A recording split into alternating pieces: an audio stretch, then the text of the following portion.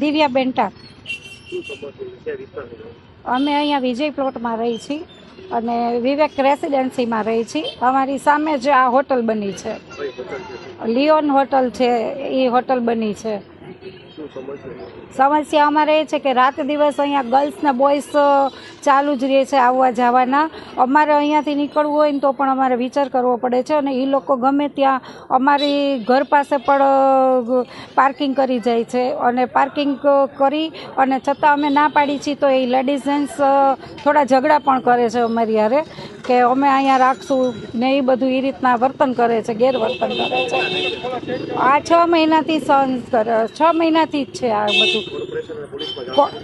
કોર્પોરેશનમાં પોલીસમાં 2 જગ્યાએ જાણ કરેલી છે પણ એ લોકોએ કંઈ સીલ મારેલી છે. રોડ ઉપર આવા ચેડા કરતા હોય છે, અહીંયા જ હોટલ પાસે. કોર્પોરેશન વાળા સીલ કરી ગયા છે, પાછું ખોલવા આવી ગયા છે. તો અમારી આ એક જ માંગ છે કે આ હોટલ અહીંયા સદંતર બંધ થઈ જાય.